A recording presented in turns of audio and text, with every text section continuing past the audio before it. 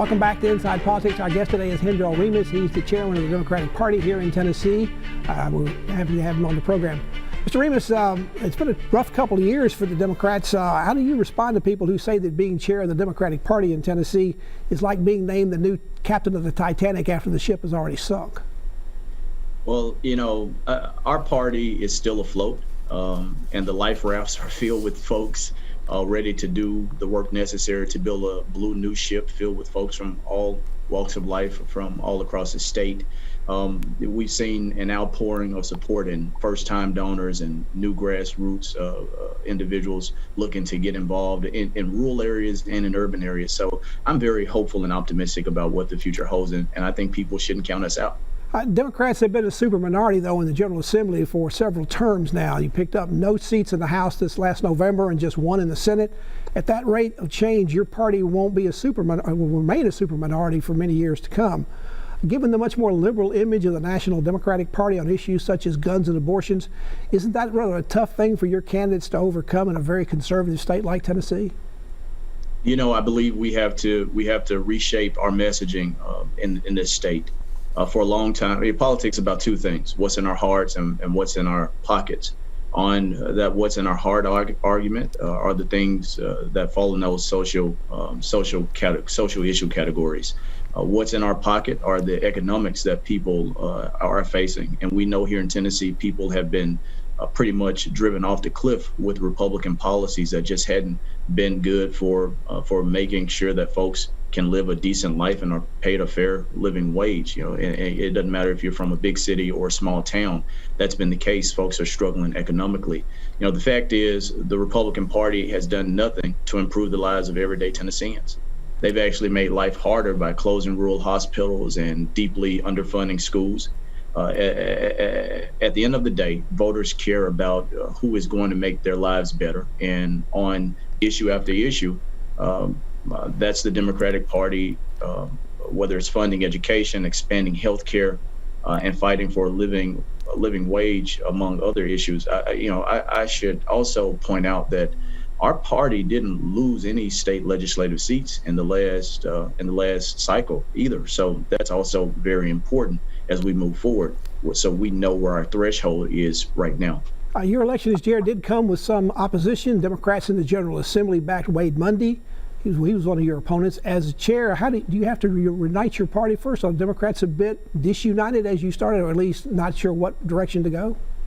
Well, believe it or not, we're actually more united after this election than probably any past election. I think Wade is a great guy. He ran an immaculate campaign, and all of the candidates throughout our race showed enormous respect for one another. I recently met with our Democratic leaders in the legislature and spoke with Democratic members from across the state. And what I can tell you is that we don't have to repair or reunite. We're on the same page and we're united like never before. We understand what has to be done and the work ahead of us. Your party's challenge continues to get greater. The General Assembly is going to be redoing the lines for the State House and State Senate seats and the U.S. Congress seats after the census. You don't have any numbers to change what the Republicans decide to do. So what role do the Democrats play in all this? Well, obviously, we've got to make sure that we are using every tool at our disposal, including potential legal action to guarantee a fair redistricting process should the GOP supermajority attempt to corrupt the democratic process through illegal or unconstitutional gerrymandering. We also have to make sure that we're rallying people around a fair redistricting initiative so that we're putting pressure on the GOP to be fair in this process. And then that means making sure that we are in close coordination with the state legislature on how we approach redistricting. Perhaps the biggest change in redistricting is going to come on the congressional level. There's a lot of talk again about taking the 5th district here in Nashville and dividing it up into several different districts. Congressman Jim Cooper, who's a Democrat here, doesn't like that idea. But again, what can Democrats do about that?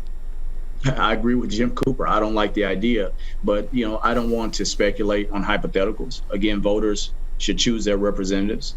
Not the other way around. We are prepared to use every tool at our disposal, including potential legal action to guarantee a fair redistricting process should the supermajority attempt to corrupt the democratic process through illegal unconstitutional gerrymandering. But on the other side, again, it's hypothetical. If Nashville's divided up into 3 or 4 different districts, they may all be represented by Republicans, but isn't that better in Congress for Nashville to have 3 or 4 potential votes in Congress instead of just 1? Well, we want to make sure that Democrats remain in control in Congress, period, because we believe that Americans will get the best legislative priorities put forward and the best shot at a fair and prosperous future under Democratic leadership. You're from the Memphis area originally. Are you worried that the same thing may be trying to be done down at Steve Cohen down in the 9th District in Memphis, or does the geography make that a little bit too tough to do? I think the geography makes it tougher to do. But again, I don't want to speculate on hypotheticals, but we're going to use every tool at our disposal, including potential legal action. I have to keep saying that to guarantee a fair redistricting process, because people across this state, especially in Democratic areas, should be choosing their representation, not GOP members of the legislation through unconstitutional gerrymandering efforts. So I hope that they would take a fair approach in this redistricting cycle. Republicans got very concerned in the last election about voting integrity, particularly with things going on with mail-in ballots. They've also talked a lot about perhaps closing the primaries and go-to-party registration in Tennessee. Will the Democrats be seeking to oppose that, and might you be looking for legal action in that area too? Absolutely. We will not stand by and watch anyone's right to vote be taken away or voter suppression to become the norm. We understand that Tennessee is 47th out of 51 in voting in the country, and the last thing we need is to make it harder for people to be able to go out and vote. So absolutely, every option is on the table when it comes to making sure that people have the right to vote. And it doesn't matter what race or what part of the state you're from.